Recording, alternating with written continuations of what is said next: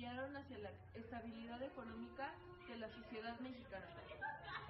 El milagro mexicano se dio en un periodo de 1940 con Lázaro Cárdenas hasta 1970 con Gustavo Díaz Ordaz.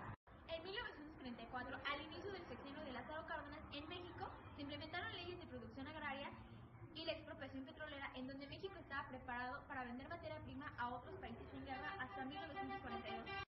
Debido a la estabilidad económica, la sociedad tuvo un notable bienestar, el cual perduraría hasta el fin del milagro mexicano. La línea presidencial inició con Lázaro Cárdenas, Manuel Ávila Camacho, Miguel Alemán Valdés, Adolfo Ruiz Cortines, Adolfo López Mateos y Gustavo Díaz Ordaz. La culminación del milagro mexicano se dio con Gustavo Díaz Ordaz en 1970 y en el siguiente sexenio empezó la crisis económica, la cual llevaría al gobierno de Cedillo a empezar una política neoliberal. Arránquese.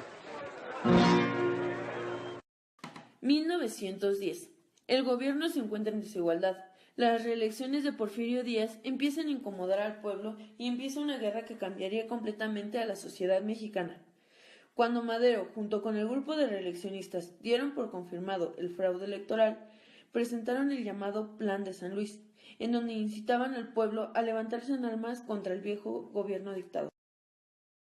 186 días pasaron, y al fin, en mayo de 1911, el viejo gobernante emprendió su exilio a Europa.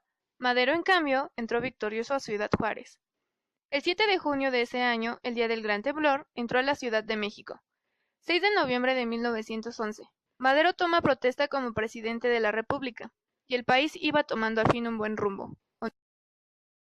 25 de noviembre de 1911, Emiliano Zapata promulga el Plan de Ayala, en el que desconocía al presidente Madero por traición a los movimientos revolucionarios, y la verdadera guerra empezaba aquí. Guerras civiles y guerras entre las facciones revolucionarias provocaron la pérdida de casi 1 millón de personas y los grandes estragos en la economía mexicana.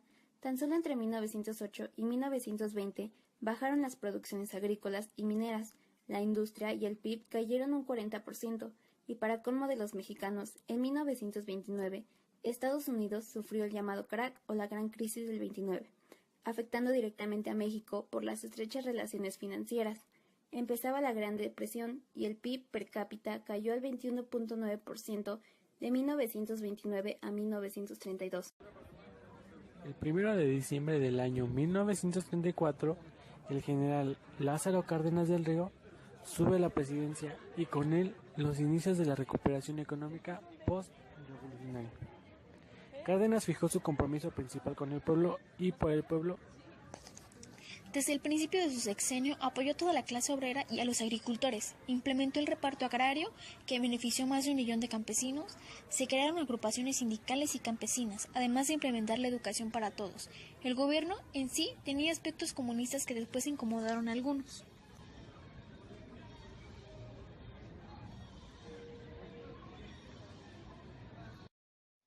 El 18 de marzo de 1938, la red y la prensa fueron testigos de un discurso que anunciaba un hecho trascendente. La expropiación petrolera consistió en el apoderamiento legal del petróleo mexicano, que más de 17 compañías exportaban. 7 de junio de 1938. Se creó Petróleos Mexicanos para ser la única compañía que pudiera explotar y administrar los yacimientos de petróleo encontrados en el territorio mexicano. Pemex ocupa alguna de las instalaciones de las compañías expropiadas.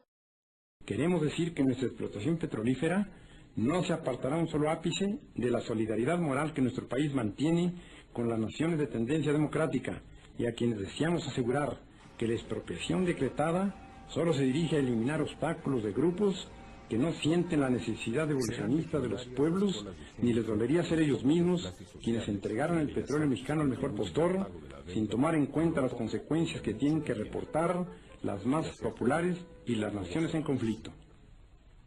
En tal virtud, y en uso de las facultades que al Ejecutivo Federal concede la ley de expropiación vigente, y considerando que es del dominio público que las empresas petroleras que operan en el país y que fueron sentenciadas a implantar nuevas condiciones de trabajo por el grupo número 7 de la Junta Federal de Conciliación y Arbitraje el 18 de diciembre último, expresaron su negativa a aceptar el auto pronunciado No obstante de haber sido reconocida su constitucionalidad por ejecutoria de la Suprema Corte de Justicia de la Nación, sin aducir como razones de dicha negativa otra que la de una supuesta incapacidad económica, lo que trajo como consecuencia necesaria la aplicación de la fracción 21 del artículo 123 de la Constitución General de la República, en el sentido de que la autoridad respectiva declara rotos los contratos de trabajo derivados del mencionado laudo.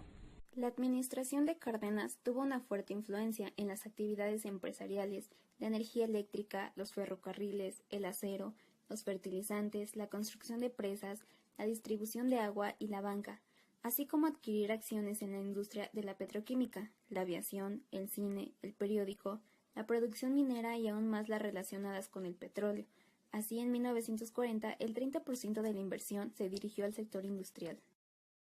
13 de mayo de 1942, el buque Potrero del Llano, a las 11:25 de la noche, estaba siendo atacado por submarinos alemanes y, el 20 de mayo, hundió al petrolero mexicano Faja de Oro.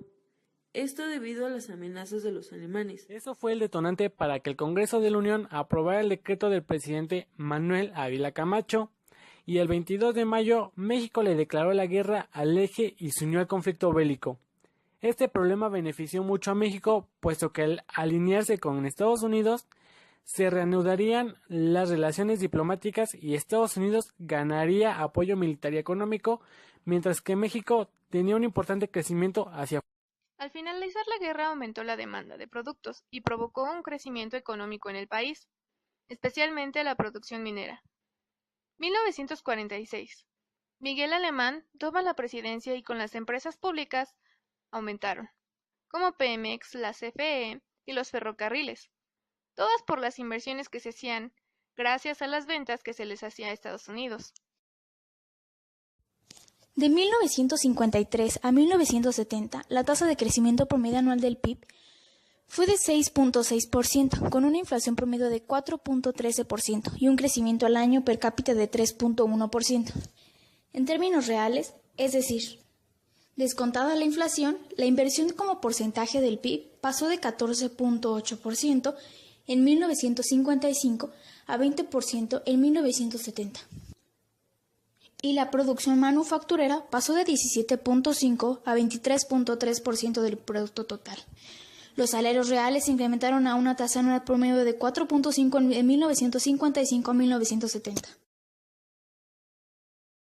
La Ciudad de México empezó a tener un crecimiento urbano del 9.17% total de la población. Creció al 19.98%, pues entre más apoyo a las industrias, el empleo crecía, y fue otro factor de crecimiento económico. Entre más gente, más productivo se hacía el trabajo, facilitaba el cómo se producía la industria, los modos de producción y en dónde se colocaba la producción, aunque esto después llegaría a ser un problema. Tan solo la ciudadanía no tenía la planeación debida para que la población creciera, y esos problemas hoy en día nos afectan. Un ejemplo sería el tráfico que inunda la ciudad. Esta es la Ciudad de México. En ella viven aproximadamente 3 millones de personas de todas las clases sociales.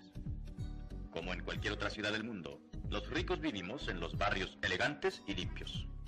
Los pobres, en cambio, nos amontonamos en estos u otros arrabales semejantes, donde la higiene y el bienestar son completamente desconocidos. Pero la mayoría vive en barrios que ni son tan limpios y elegantes como los de los ricos, ni tan deprimentes como aquellos donde los pobres arrastran su miseria. Para 1958, los descontentos empezaban a tomar fuerza. Después de una estabilidad económica, el sector obrero empezó a exigir mejores salarios y la sustitución de los líderes sindicales. Eso significó un gran riesgo para los gobiernos revolucionarios. Una de las principales promesas estaba faltando: un mejor nivel de vida para los trabajadores. Al estar de acuerdo que la Revolución cubana mostraba similitudes con las antiguas metas olvidadas de la Revolución mexicana, los estudiantes e intelectuales. 1958. Adolfo López Mateos sube la presidencia y reorganizó el desarrollo estabilizador, política que le dio equilibrio a la déficit, disminuyó la inflación e impulsó a las industrias básicas. Al implementar esta política se nacionalizó la industria eléctrica y los libros de texto comenzaron a ser gratuitos y obligatorios.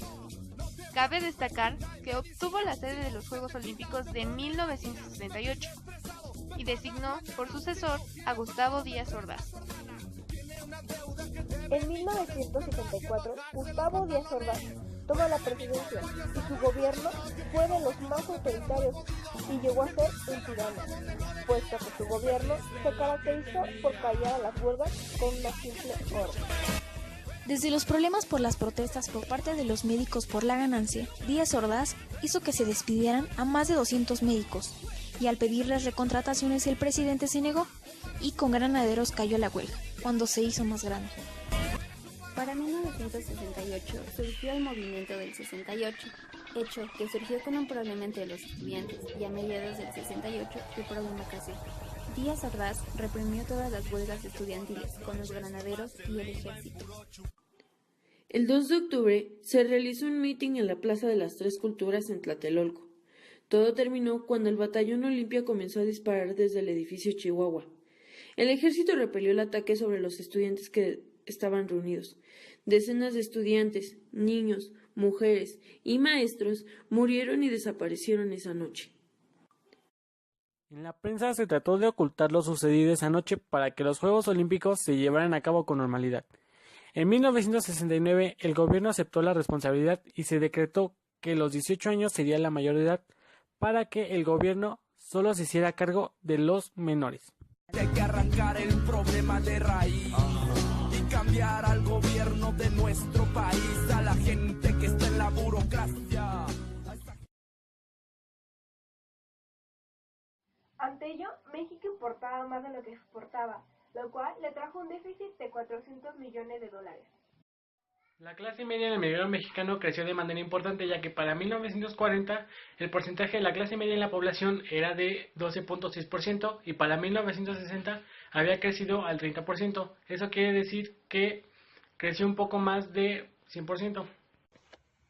Cuando el desarrollo estabilizador terminó, es decir, en 1970, los siguientes 3 años se dio un crecimiento económico constante, sin embargo menor a los años anteriores. El alto grado de proteccionismo que las empresas tuvieron en México hizo que no pudieran industrializarse ni modernizarse a la par con otras empresas del mundo.